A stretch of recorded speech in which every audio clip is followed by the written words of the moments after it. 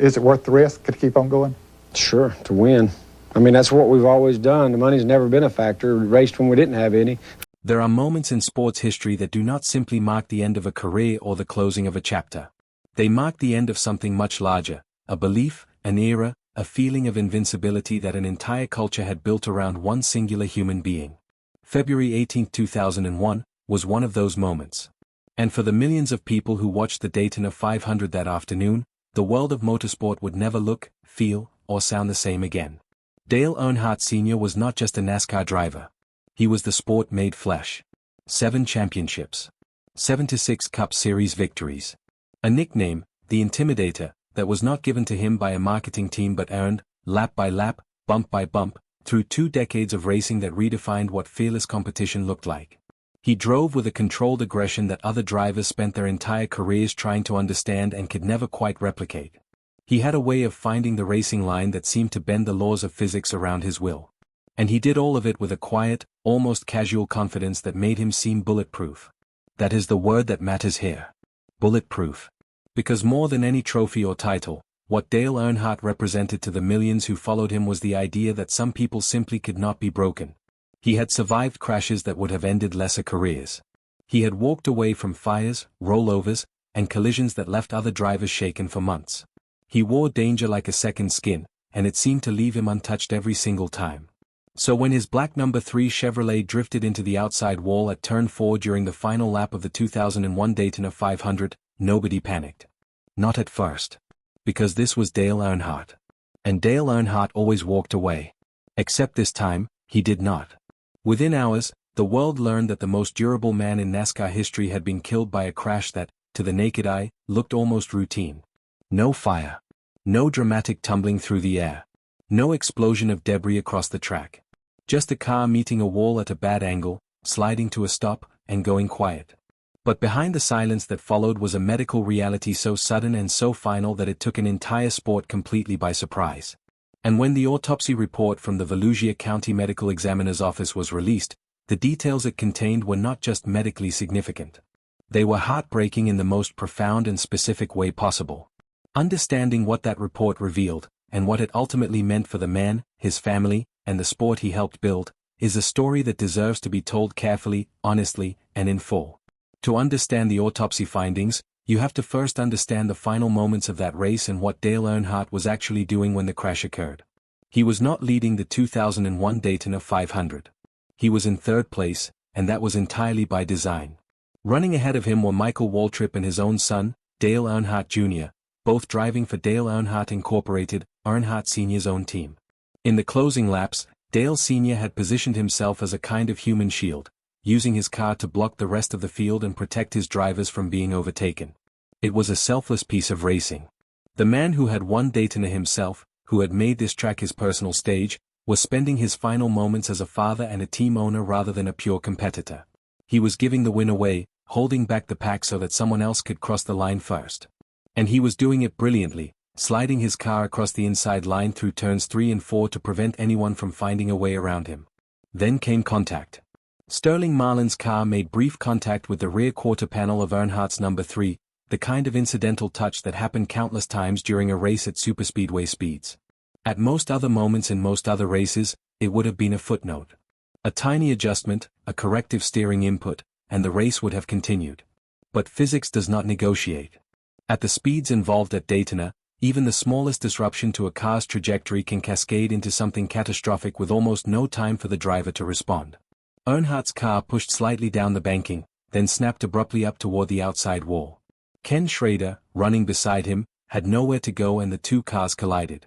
The number 3 Chevrolet struck the outside concrete barrier nearly head-on, absorbing a tremendous amount of force in an extremely brief window of time. The car did not catch fire.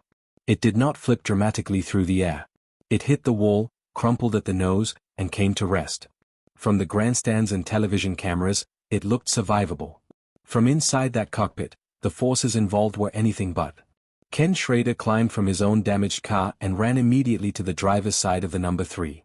What he saw in those first few seconds changed his expression in a way that anyone who watched the footage still remembers. He stepped back. He did not wave frantically to medical crews in the way that usually signals urgency. He simply stepped back, and the look on his face was the look of a man who had already understood what the rest of the world would not know for another several hours. He later told reporters that he would not describe what he saw that day. Not out of a desire to protect Dale Earnhardt's image, but because the scene had already told him everything, and there were no words adequate to the moment. Medical personnel reached the car quickly. Dale Earnhardt Sr. was extracted from the wreckage and transported to Halifax Medical Center in Daytona Beach. The medical team that received him worked with the urgency that a situation of this nature demanded, but the injury he had sustained was not one that medicine could reverse. At 5:16 in the afternoon, doctors pronounced Dale Earnhardt Sr. dead. He was 49 years old. The official cause of death, as determined by the Volusia County Medical Examiner and confirmed in the autopsy report, was a basilar skull fracture. This is among the most serious and most rapidly fatal injuries that the human body can sustain. The base of the skull, the area that sits directly above the brainstem, fractured in what medical examiners described as a ring fracture, meaning the break encircled the base of the skull rather than occurring as a single crack or split. This type of injury is almost always caused by sudden, violent deceleration, which is precisely what occurred when the number 3 car struck the wall at Daytona. What a basilar skull fracture does to the human body happens faster than conscious thought. The brainstem, which controls the body's most fundamental functions, breathing, heart rate, consciousness, is compromised almost instantly. There is no period of struggle. No window of awareness. The neurological shutdown is immediate and irreversible. In straightforward terms, Dale Earnhardt Sr. died the moment his head whipped forward and then violently snapped backward during the impact with the wall. The crash took his life before he even knew the crash had happened. There is something about that particular detail that many people find both devastating and, in a strange way, quietly merciful.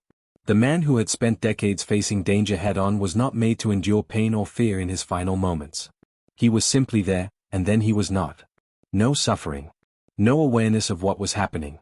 Just the roar of a Daytona crowd, the smell of racing fuel, the rumble of 40+ cars behind him, and then silence. The autopsy report also revealed additional injuries that paint a fuller picture of the physical forces involved in the crash. Dale Earnhardt had sustained blunt force trauma to the chest area, fractured ribs, a broken left ankle, and abrasions and bruising consistent with the restraint system he was wearing. These injuries, while serious, were secondary to the skull fracture and would not have been fatal in isolation. They told the story of a human body subjected to forces of enormous magnitude in an extremely compressed period of time. Among the most discussed elements of the autopsy fallout, both in the immediate aftermath and in the years since, was the question of Dale Earnhardt's seatbelt. Rumors circulated in the days following his death that the lap belt had either torn during impact or had been improperly secured prior to the race. Some witnesses reported seeing evidence that suggested the belt had failed. Others disputed this entirely. Tommy Probst, a rescue worker who was among the first responders to reach the car and who worked to try to save Earnhardt at the scene, stated publicly that the seatbelt was intact and properly secured when he arrived. However, members of the Richard Childress racing team and other observers gave conflicting accounts, and photographs taken at the scene were interpreted differently by different people. NASCAR launched a formal internal investigation specifically into the condition of the seatbelt, examining the belt itself, interviewing safety engineers, and reviewing manufacturing records and similar crash data from comparable incidents. The investigation was thorough, but the uncertainty was never entirely resolved to the satisfaction of everyone involved. What the medical examiner's report did make unambiguously clear, however, was that the basilar skull fracture was the definitive and sole cause of death. Whatever the state of the seatbelt, the head injury alone was sufficient to be fatal, and nothing about the restraint system's condition changed that central fact. The element that NASCAR's internal investigation, and the broader medical community, kept returning to was the absence of a head and neck support device. The HANS device, which stands for Head and Neck Support, had been developed and introduced to motorsport during the 1990s. It worked by anchoring the driver's helmet to the shoulder harness, preventing the head from whipping violently forward and then snapping back during a sudden impact, which is precisely the motion that causes basilar skull fractures. The device had been available to NASCAR drivers for years before the 2001 Daytona 500. It had been used by some drivers in the field that very day. Dale Earnhardt Sr. was not one of them. He had been openly critical of the HANS device, expressing the belief that it restricted the mobility he needed to turn his head and monitor traffic around him at racing speeds. This was not an unusual position among drivers of his generation. Many of the sport's veterans shared similar reservations, arguing that safety equipment which limited a driver's natural range of motion created its own set of risks. The culture of NASCAR at that time was one that celebrated toughness and minimized the acknowledgement of physical vulnerability. Wearing additional safety gear was sometimes seen as a concession to weakness rather than a recognition of reality. The autopsy report made that cultural attitude impossible to maintain. The medical examiner's conclusions, when set against the biomechanics of the crash and the known protective capability of the hands device, pointed to a conclusion that NASCAR could not look away from. Had Dale Earnhardt been wearing a head and neck support device, the injury that killed him might not have occurred. The violent whiplash motion that fractured the base of his skull was exactly the motion the device was designed to prevent.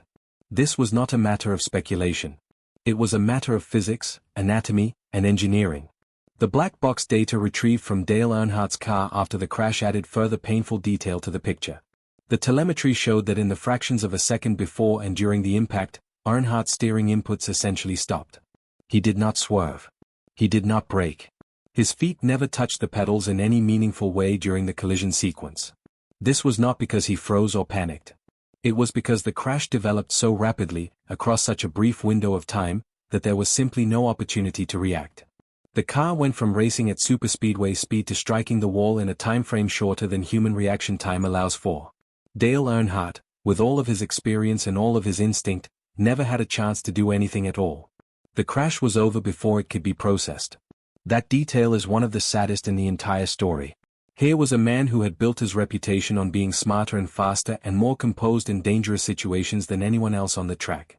His entire career was defined by an ability to find control in moments when other drivers lost it. And in his final moment, there was nothing for that ability to do. The physics had already made their decision.